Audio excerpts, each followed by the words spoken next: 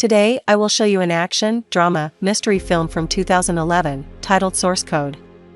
Spoilers ahead. Watch out and take care. A train is moving toward Chicago. Captain Colter Stevens, an Army pilot, wakes up on the train, confused as to where he is. Christina begins to talk to him and calls him Sean. He looks through the train, distracted by every movement, so he doesn't even respond to the conductor when he asks for his ticket. Colter is jumpy with Christina as well when she tries to help him find his ticket. She asks him why he's acting so strange, but Colter tells her that he doesn't know who she is. He gets up and goes outside for a second, trying to figure out where he is, but he comes back to his seat next to Christina. Suddenly, he sees his reflection in the window, showing a different face. Colter goes to the toilet and looks at himself in the mirror, seeing someone completely different. He opens the wallet and sees the same guy there. Christina is waiting for him in front of the toilet. He tells her that he neither knows Sean nor her. Suddenly, the train explodes. Colter wakes up in a different place, hearing a female voice telling him that he's with Beleaguered Castle and asking if he's functional. He's still confused and can't answer any of the questions the disembodied voice is asking him. The voice only wants to know what happened on the train and where the explosion came from. Colter asks her who she is, and she shows up on a monitor in front of him, telling Colter that he already knows that. She tells him that they will rebuild his memory pattern and begins a mnemonic procedure. The woman reads him a passage, while accompanying visuals appear on the screen.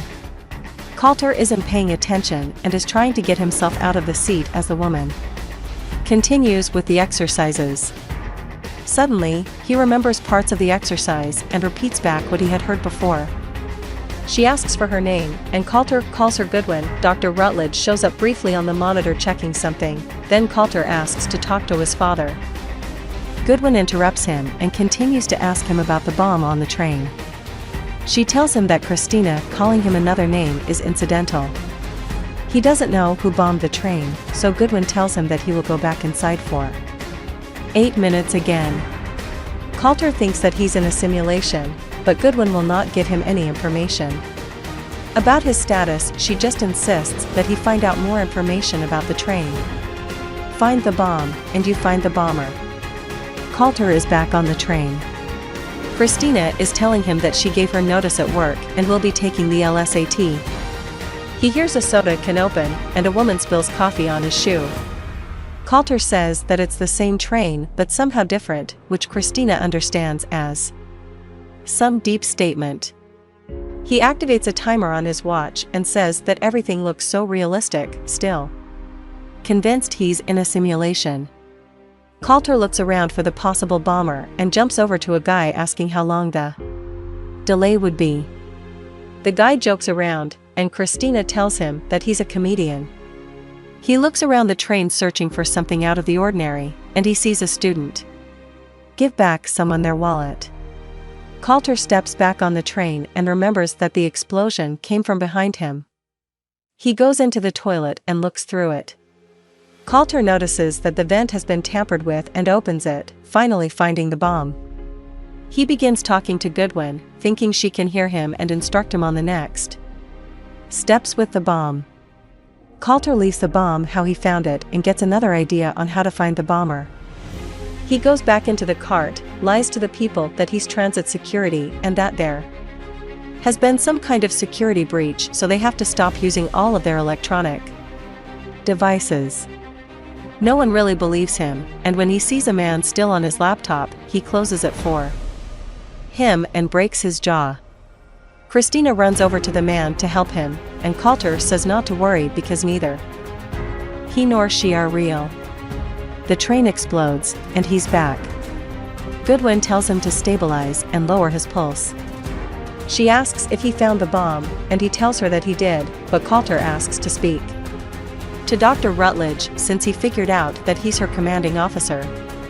Colter thinks that he was in Afghanistan just 2 days before, but Goodwin says that it was 2 months.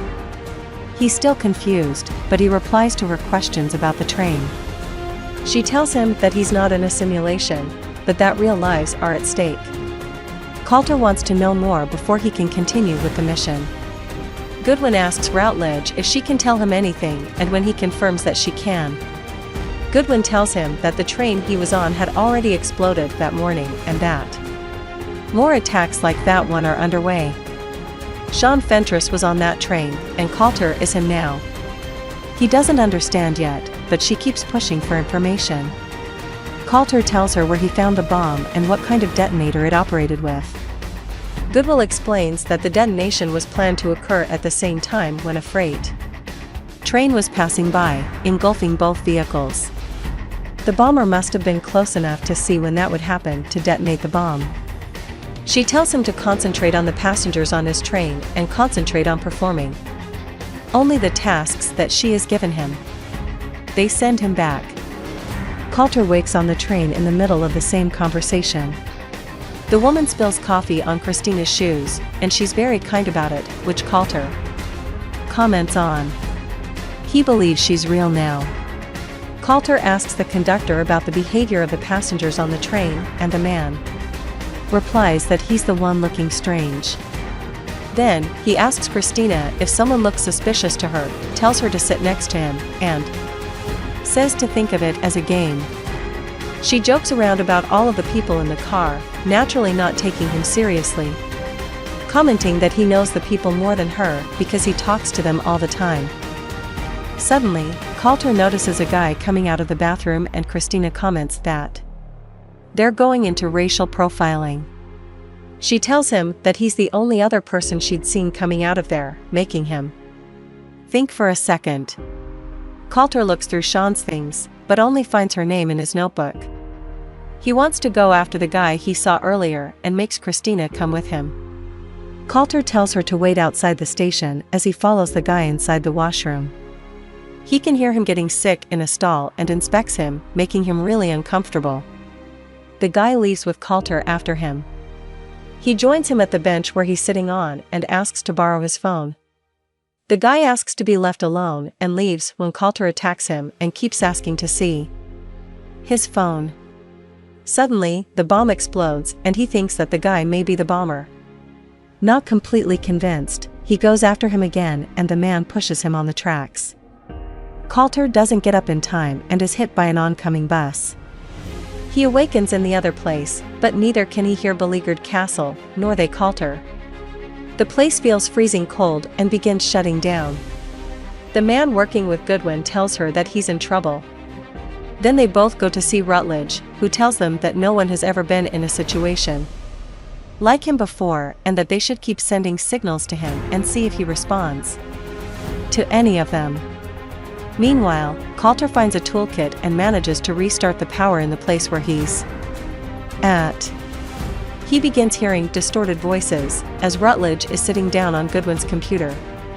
Coulter hears her reading the passage to him and calls out to her as Routledge is preparing to leave. The doctor talks to him, telling him that he invented the thing he is inside of and confirms that he's in charge. As Coulter tells him that he saved a passenger from the train, Goodwin comes back and continues the conversation. She tells him that saving the people on the train is outside of his mission. Coulter insists that she survived, but Routledge explains that she survived only in the source code. When asked by Coulter what that means, he tries to simplify it for him. Source code is not a time travel machine, but something more similar to time reassignment. He can only go back there and report to what he has seen in a kind of parallel reality through the eyes of Sean Fentress, who is his link. Coulter insists that he saved someone, so Goodwin asks for her name and looks for her online. She tells Coulter that Christina died that morning on the train. He still doesn't understand, but they need to send him back again because there is a second suspected attack in the center of Chicago. They think that this time the bombers will activate a dirty bomb, so the city is being evacuated. The army thinks that if he can find who bombed the train, the second attack might be prevented. Before they send him back, Goodwin tells him about a handgun he can find on the train. She authorizes him to use every force necessary. When Coulter wakes up on the train, he's very disappointed to see Christina there. They talk a little, and it's apparent that he's slowly falling in love with her. Coulter has a mission though, and he gets up to achieve it. He goes looking for the gun and finds it exactly where Goodwin told him it would be. Unfortunately, the conductor catches him getting into the safe with the gun. He points the gun at him when the second conductor electrocutes him. Coulter wakes up on the train again, only to see Christina next to him asking what he was doing. He doesn't know what to tell her and knows he's running out of time, so he asks her what she would do if she only had 1 minute left to live. Coulter tells her that he would call his dad and tell him he's sorry. Christina tells him that everything is going to be okay as the bomb explodes on the train again. Before he wakes up in the other place, Coulter has some strange visions involving Christina. He tells Goodwin that the gun wasn't the best idea and that he wants to speak to his dad. She brushes him off saying that she will try to do that.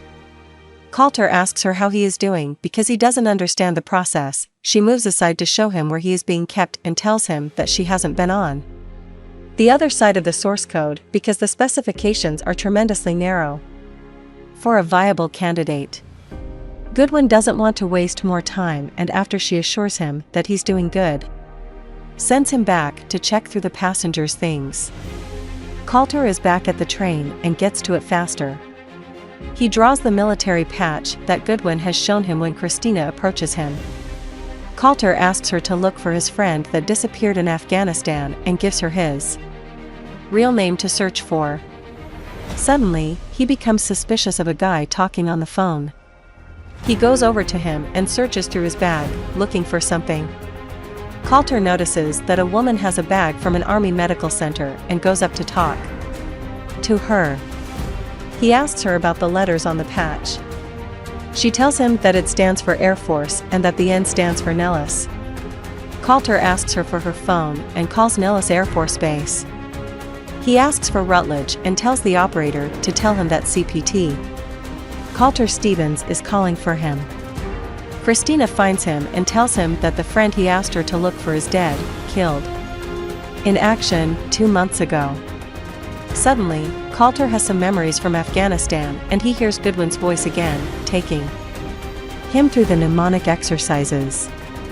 When he wakes up in the other place, he immediately asks Goodwin if he's dead. He tells her that he found an article online saying just that, as well as that his father received a medal for him. She tells him that he needs to focus on the train and that everything else is irrelevant. Coulter insists to know and Goodwin tells him part of the truth. She says that part of his brain is still active, but that his body is a manifestation. Coulter asks if he's imagining that he's in the capsule and the thing begins to fall apart. She confirms that the capsule is also a manifestation and doesn't tell him where his actual body is being kept. Rutledge intervenes, saying that they need to send him back to the train so that he can prevent another attack. Coulter still doesn't agree with the way the source code works and tells Rutledge that he called him from the train that morning. The doctor tells him that he didn't receive that call, and if he did, it would have been a different reality. The Rutledge receiving that call would be a different Routledge entirety. Coulter needs more convincing, so the doctor tells him that the project was sanctioned by a military court. Furthermore, he tells the Air Force captain that many other soldiers would love the opportunity, more preferable than death, having the possibility to continue serving their country. Coulter's retort to that statement is that for many soldiers one death is service enough. Rutledge promises him that he will let him die if he finishes the mission. Before he sends him back on the train, Rutledge tells him that 2 million Americans depend on the success of their mission, and if he doesn't value his own life, he should value theirs. Then, Rutledge proceeds to take Coulter back on the train over and over again with no rest period in between. He tells the soldier that they will keep doing it until he finds the bomber.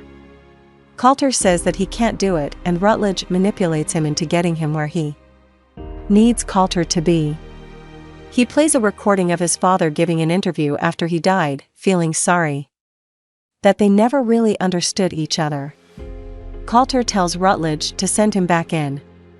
Coulter is back on the train and goes straight for the gun, the bomb. He takes the detonator phone out from the bomb and calls the only phone number in its call log. A man answers as Coulter moves through the train. He tells him to turn around, but the man in front of him hears him and turns. Coulter sits next to him and threatens him with a gun, saying that he can't kill anyone. The man swears that he was talking to his wife, so he makes him call the phone again. Suddenly, another phone rings and he apologizes to him. He hears the phone outside and follows after the guy. He sees him putting his wallet back on the train and finally knows his name, Derek Frost.